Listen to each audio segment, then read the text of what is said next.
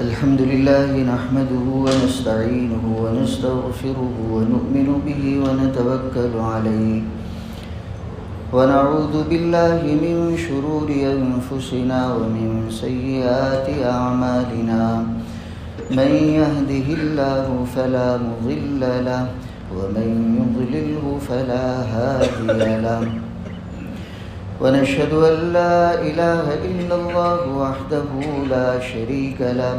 ونشهد أن سيدنا ونبينا ومولانا محمدا عبده ورسوله أما بعد فأعوذ بالله من الشيطان الرجيم بسم الله الرحمن الرحيم وما للظالمين من نصير وقال تعالى ما للظالمين من حميم ولا شفيع يطاع وقال النبي صلى الله تعالى عليه وسلم الظلم ظلمات يوم القيامة وقال النبي صلى الله تعالى عليه وسلم لتؤدن الحقوق إلى أهلها يوم القيامة حتى يقاد للشاة الجلحاء من الشاة القرناء أو كما قال عليه الصلاة والسلام صدق الله العظيم وصدق رسوله النبي الكريم ونحن على ذلك من الشاهدين والشاكرين والحمد لله رب العالمين.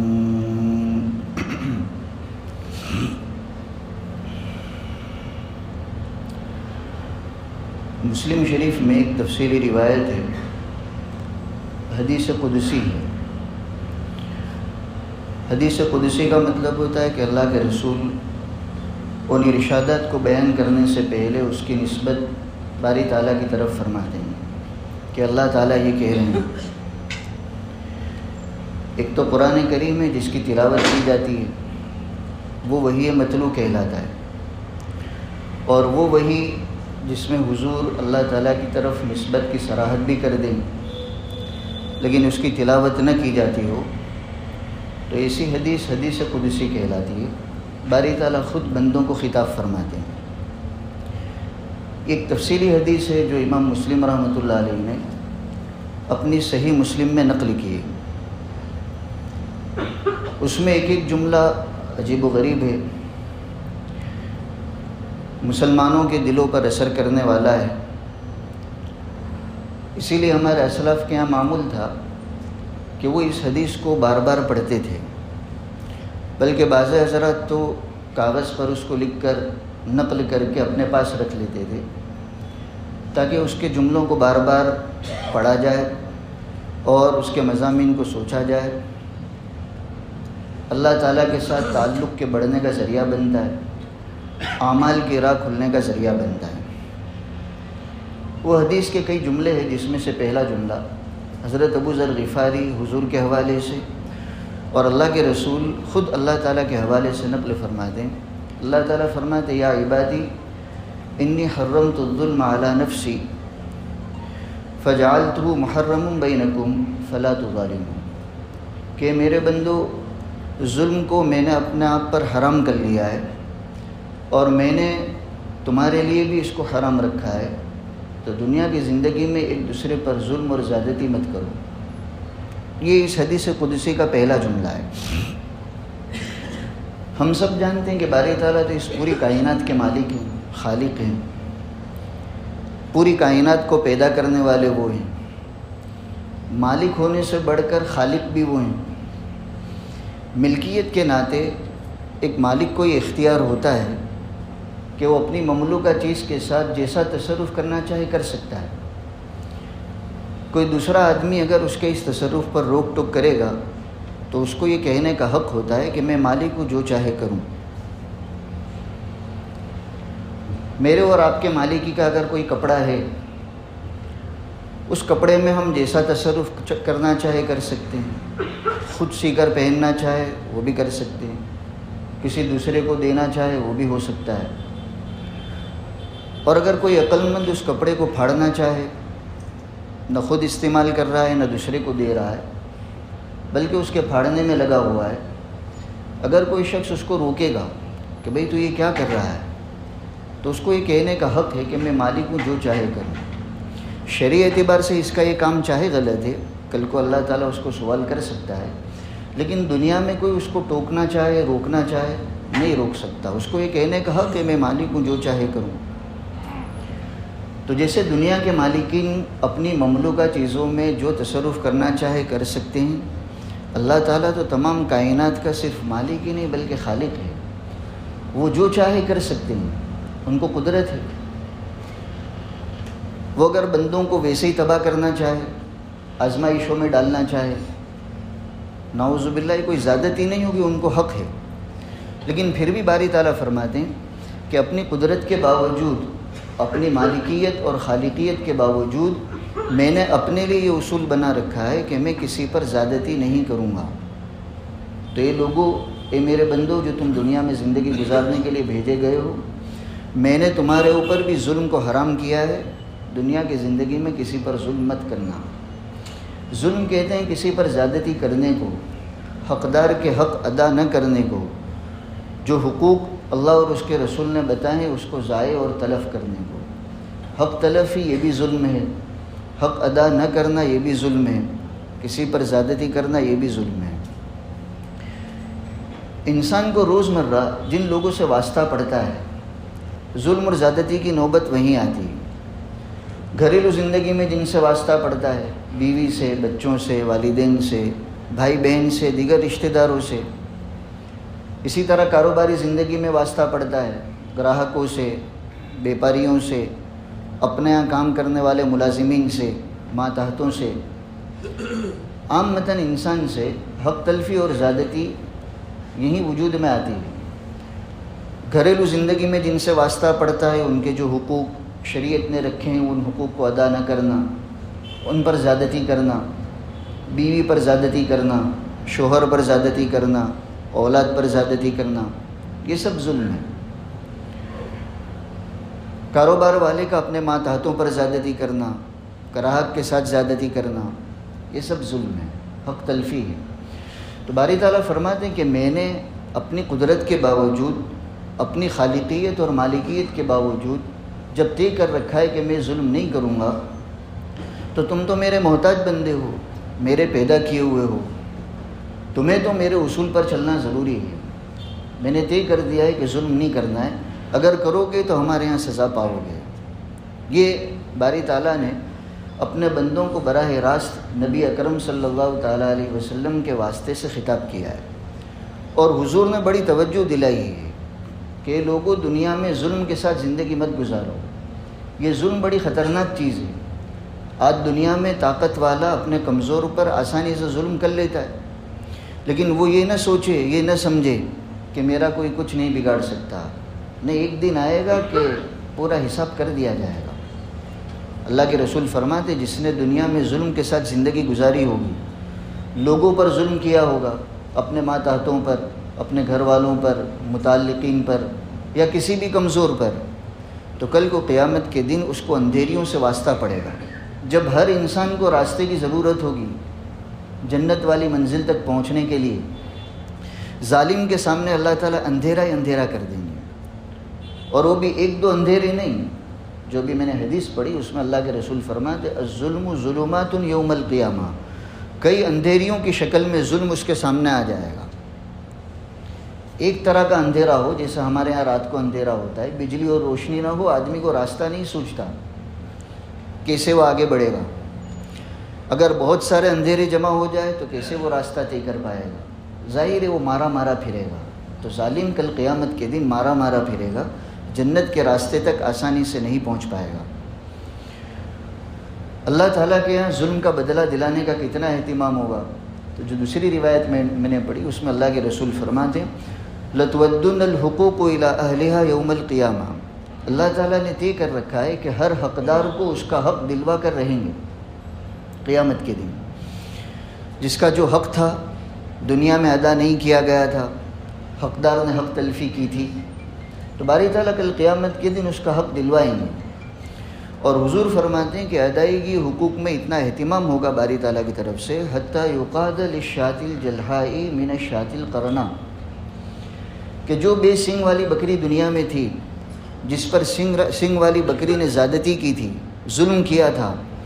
اللہ تعالیٰ کل قیامت کے دن اس سے بھی بدلہ دلوائیں گے. یعنی بے سنگ کی بکری کو سنگ دیا جائے گا، سنگ والی بکری سے سنگ ہٹایا جائے گا، اور اس کو کہا جائے گا جس طرح اس نے دنیا میں زیادتی کی تھی تو بھی یہاں کر لے. حالانکہ ہم سب جانتے ہیں کہ شریعت کے قوانین، شریعت کے احکام وہ تو ہمارے لیے، ان حیوانات کے لیے، بکریوں کے لیے، دیگر مخلوقات کے لیے نہیں ہیں. لیکن اللہ تعالیٰ کی صفت عدل اس قیامت کے دن اللہ تعالیٰ علی وجہ الاتم ظاہر کریں گے. اسی صفت عدل کے نتیجے میں جو بے زبان جانور ہے، جو دنیا میں اللہ تعالیٰ کے قوانین کے پابند نہیں تھے لیکن انہوں نے بھی اگر زیادتی کی ہے، اللہ تعالیٰ اس کا بھی بدلہ دلوائیں گے. تو حضور نے یہ ارشاد اس لیے بیان فرمایا کہ انسان اپنا جائزہ لے کہ کل قیامت کے دن زیادتی کرنے والی بکری سے بھی جب بدلہ دلوایا جائے گا تو انسان جو شریعت کا پابند ہے، مکلف ہے، اس کو تو حکم دیا گیا تھا کہ تو حقوق کو ادا کرنا، حق تلفی مت کرنا، زیادتی مت کرنا، اس کو کیسے چھوڑا جائے گا. تو یہ پہلا مضمون ہوا حدیث قدسی کا کہ باری تعالیٰ فرماتے کہ انسانوں، اے میرے بندو، میں نے اپنے آپ پر ظلم کو حرام کر رکھا ہے، تمہارے درمیان بھی حرام کر دیا ہے، دنیا میں ظلم کے ساتھ زندگی مت گزارنا. دوسرا جملہ اسی حدیث قدسی کا یہ ہے، یا عبادی کلکم ضالون الا من ہدیتہ فاستہدمونی فاہدکم، کہ میرے بندو تم سب کے سب بے راہ تھے، ہدایت سے ہٹے ہوئے تھے، البتہ وہی شخص ہدایت پر ہو سکتا ہے جس کو میں ہدایت دوں، تو تم مجھ سے ہدایت مانگتے رہو، میں تم کو ہدایت دیتا رہوں گا. اسی لیے نماز کی ہر رکعت میں سورہ فاتحہ پڑھوائی جاتی ہے، اور سورہ فاتحہ کا بلکہ پورے قرآن کا خلاصہ اس جملے میں اہدنا الصراط المستقیم، ہدایت کا سوال کروایا جاتا ہے. تو باری تعالیٰ فرماتے ہیں کہ میری ہدایت کے بغیر تم ہدایت پر نہیں آ سکتے. اللہ تعالیٰ نے مجھے اور آپ کو ایمان اور اسلام کی توفیق دے رکھی ہے، مرتے دم تک اللہ تعالیٰ باقی رکھے، اس دنیا سے ایمان کے ساتھ جانا نصیب فرمائے. یہ ہدایت تو اللہ تعالیٰ نے اپنے فضل سے مجھے اور آپ کو دے رکھی ہے، لیکن اس کے ساتھ ساتھ اللہ تعالیٰ کا قرب حاصل کرنا، اس کی نزدیکی حاصل کرنا، اس کو راضی کرنا، اس کے لیے بھی ہدایت کی ضرورت ہے، اور اس کی کوئی انتہا نہیں. اللہ تعالیٰ کا قرب حاصل کرنے کی، اس کی نزدیکی حاصل کرنے کی. اس لیے بندے کو ہر وقت ضرورت ہے کہ وہ ہدایت کا سوال کرتا رہے کہ اللہ تو میری رہبری فرما، مجھے ایسی زندگی گزارنا نصیب فرما جو تیرے قرب کا ذریعہ بنے. اور اللہ تعالیٰ کا قرب، اس کی کوئی انتہا نہیں کہ آدمی وہاں پہنچ گیا تو بس اب قرب حاصل ہو گیا، اس کے آگے بھی درجہ ہے، اس کے آگے بھی درجہ ہے. تو بندے کو ہر وقت، ہر لمحہ اللہ تعالیٰ سے ہدایت طلب کرنے کی ضرورت ہے. نبی اکرم صلی اللہ تعالیٰ علیہ وسلم اعلیٰ درجے کے ہادی ہونے کے باوجود اللہ تعالیٰ سے ہدایت طلب کرتے رہتے تھے کہ اللہ تو ہدایت نصیب فرما. آپ کی دعاؤں میں اللہم اہدنی وسددنی، اے اللہ تمام امور میں تو میری رہبری فرما، اور جو صحیح راستہ ہو اس کو اختیار کرنے کی مجھے توفیق عطا فرما. یہ بھی بڑی اہم دعا ہے. جس طرح دینی معاملے میں ہدایت کی ضرورت ہے، اسی طرح بہت سے موقع پر آدمی کو دنیاوی امور میں بھی ہدایت کی ضرورت ہوتی ہے. کبھی ایسی دو شکلیں سامنے آ جاتی ہیں، آدمی تردد میں پڑ جاتا ہے، الجھن میں پڑ جاتا ہے کہ میں کون سا راستہ اختیار کروں، یہ کام کروں یا نہ کروں، یہ سودا کروں یا نہ کروں، یہ چیز اختیار کروں یا نہ کروں. الجھن میں پڑتا ہے، تردد میں پڑتا ہے. تو ایسے موقع پر نبی اکرم صلی اللہ تعالیٰ علیہ وسلم کی یہ دعا ہمارے لیے بڑی رہبری کا ذریعہ ہے کہ آدمی یہ دعا مانگے، اللہم اہدنی وسددنی، کہ اللہ تو میری رہبری فرما، اس میں جو میرے لیے بہتر ہو، میرے لیے درست ہو، میرے لیے خیر کا ذریعہ ہو، تو میری اس میں رہبری فرما. حضرت مفتی شفیع صاحب رحمۃ اللہ علیہ، ان کے حالات میں لکھا ہے کہ حضرت کو جب کسی دنیاوی معاملے میں بھی تردد ہوتا ہے آدمی کے لیے، کوئی مکان ہے دیکھا ہے، اب ایک طرف خیال آ رہا ہے کہ خرید لوں، دوسری طرف خیال آ رہا ہے کہ نہ خریدوں، آدمی پریشان رہتا ہے کیا کروں، بعد میں پچھتانے کی نوبت نہ آئے. تو ایسے موقع پر یہ دعا کی جائے اللہ تعالیٰ رہبری فرمائیں گے، اللہم اہدنی وسددنی۔ تو حضرت مفتی صاحب کا معمول تھا کہ اپنے دنیاوی امور میں بھی جب کبھی تردد ہوتا تھا، کوئی معاملہ طے کرنا ہوتا تھا، تو اس سے پہلے دعا مانگتے تھے، اللہم اہدنی وسددنی، اور اس کے بعد پھر اللہ تعالیٰ کی طرف سے دل میں جو بات ڈالی جاتی تھی وہ اختیار کرتے تھے۔ تو ظاہر یہی ہے کہ آدمی یہ دعا مانگنے کے بعد جو فیصلہ کرے گا تو انشاءاللہ بعد میں پچھتانے کی نوبت نہیں آئے گی۔ تو باری تعالیٰ فرماتے ہیں کہ میرے بندو، جس کو میں ہدایت نہ دوں وہ ہدایت پر نہیں آ سکتا، اس لیے مجھ سے ہدایت مانگتے رہو، میں ہدایت دیتا رہوں گا۔ آگے تیسرا جملہ اس حدیث قدسی کا، باری تعالیٰ اپنے بندوں سے فرماتے، یا عبادی کلکم جائع الا من اطعمتہ فاستطعمونی اطعمکم، کہ تم سب کے سب بھوکے رہو گے الا یہ کہ میں کھلاؤں تبھی کھانا ملے گا، مجھ سے کھانا مانگتے رہو، میں کھانا دیتا رہوں گا۔ اس کے بعد والا جملہ ہے، یا عبادی کلکم عار الا من کسوتہ فاستکسونی اکسکم، کہ میرے بندے تم کپڑا حاصل نہیں کر سکتے جب تک کہ میں تم کو نہ دوں، تو مجھ سے مانگو میں دوں گا۔ انسان جو ہے وہ بہت چھوٹے مزاج کا ہے، اس کے پاس نہیں ہوتا تو مانگنے کا دروازہ اس کو نظر آتا ہے، مسجد جائیں اور اللہ تعالیٰ سے مانگے، روزی کا معاملہ پریشانی کا ہے، چلو دعا مانگ لے، عید کے لیے کپڑوں کا انتظام نہیں ہے، چلو دعا مانگے، مانگنا چاہیے اس موقع پر، لیکن جب اللہ تعالیٰ کی طرف سے یہ چیزیں عطا ہوئی ہو تب بھی مانگنا چاہیے۔ انسان کی بندگی کا تقاضا یہ ہے کہ وہ اپنے پروردگار سے مانگنے میں کبھی بھی بخل نہ کرے، یہ نہ سوچے میرے پاس تو کھانے پینے کا انتظام ہے، میرے پاس تو کپڑوں کی کباڑ بھری ہوئی ہے، یہ جو کچھ ملا ہے اس کے دینے سے ملا ہے، اگر وہ نہ دیتا تو نہ ملتا، اور جس طرح وہ دینا جانتا ہے چھیننا بھی جانتا ہے، اگر اللہ نہ کرے اس نے چھین لیا تو آدمی وہی فقیر کا فقیر رہ جائے گا۔ اس لیے ہمیں اللہ کے رسول نے تعلیم یہ دی کہ دیکھو تم بندے ہو، وہ تمہارا خالق ہے، بندگی کا تقاضا یہ ہے کہ ہر حال میں اس سے مانگتے رہو، اپنی دنیا بھی مانگو، اپنی روزی بھی مانگو، کھانے پینے کی چیزیں بھی مانگو، پہننے کی چیزیں بھی مانگو، باری تعالیٰ خود فرماتے مجھ سے مانگو میں دوں گا۔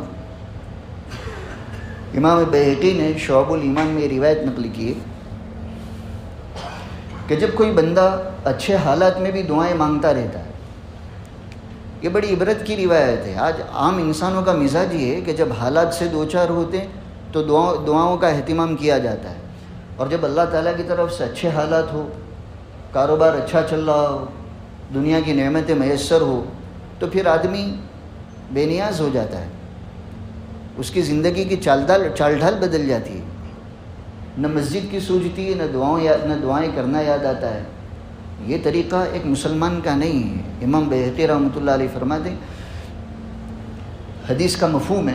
کہ جب جو بندہ اچھے حالات میں بھی اللہ تعالیٰ سے دعائیں مانگنے کا اہتمام کرتا ہے، تندرست ہے، روزی بھی اللہ تعالیٰ نے اچھی مقدار میں دے رکھی ہے، گھریلو حالات بھی اچھے ہیں، کاروباری حالات بھی اچھے ہیں، بیوی اور بچوں کی طرف سے بھی سکون میسر ہے، گویا ایک دنیاوی اعتبار سے جو اچھے حالات ہو سکتے ہیں اللہ تعالیٰ نے اس کو دے رکھے ہیں، پھر بھی وہ دعائیں مانگتا ہے، اللہ تعالیٰ سے مانگنے کا سلسلہ بند نہیں کرتا۔ تو اگر یہ بندہ آئندہ چل کر کسی پریشانی کا شکار ہو جائے، بیمار ہو گیا، یا روزی کے معاملے میں کچھ آزمائش آ گئی، اس وقت جب وہ دعائیں مانگے گا تو فرشتے باری تعالیٰ کے سامنے یہ عرض کرتے ہیں کہ اللہ اس بندے کی آواز تو جانی پہچانی ہے، یہ نئی آواز نہیں ہے، یہ تو جانی پہچانی ہے، تو اس کی ضرورت کو پورا فرما دے، اس کی پریشانی کو دور فرما دے۔ اور اس کے بالمقابل جو بندہ اچھے حالات میں دعاؤں کا اہتمام نہیں کرتا اور آزمائش کا شکار ہوا، تو آدمی جب حالات میں آتا ہے پھر تو وہ بڑے سے بڑا جگر والا بھی دعا کرنے پر اور کرانے پر عامتاً مجبور ہو ہی جاتا ہے، بیماری نے توڑ کر رکھ دیا، اب یہی تو راستہ نظر آئے گا کہ دعائیں کرو اور کرواؤ، روزی کے معاملے میں کمر ٹوٹ چکی ہے تو اب یہی تو نظر آئے گا دعائیں کرو اور کرواؤ۔ تو اگر ایسا بندہ جس نے اچھے حالات میں دعاؤں کا اہتمام نہیں کیا ہے، جب آزمائش والے حالات میں دعائیں کرتا ہے تو فرشتے بھی باری تعالیٰ سے کہتے ہیں اللہ یہ تو انجانی آواز ہے، یہ کوئی جانی پہچانی آواز نہیں ہے، گویا سفارش کا معاملہ نہیں ہوتا۔ تو ہمیں اللہ کے رسول نے اللہ تعالیٰ کے حوالے سے یہ بات بتلائی کہ بندو تمہاری بندگی کا تقاضا یہ ہے کہ اپنی آخرت بھی اس سے مانگو، دنیا بھی اس سے مانگو، کھانے کی چیزیں بھی اس سے مانگو، پہننے کی چیزیں بھی اس سے مانگو، گویا دنیا کی ضروریات کا بھی اس سے سوال کرو۔ باری تعالیٰ کہتے ہیں مجھ سے مانگو گے میں دیتا رہوں گا۔ اور بھی آگے حدیث کے جملے ہیں، انشاءاللہ آئندہ موقع پر اس کو پورا کیا جائے گا۔ وآخر دعوانا ان الحمدللہ۔